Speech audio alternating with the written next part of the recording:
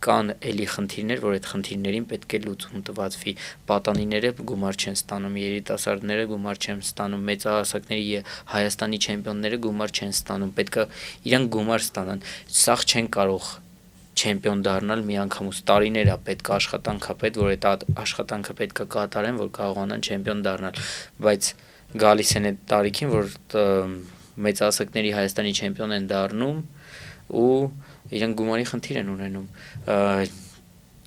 չի կարելի, որ մենակ չեմպիոնները, Եվրոպայի աշխարհի չեմպիոնները ու մեդալակիրները գումար ստանան, պետք է այն մնացածն ստանան, որ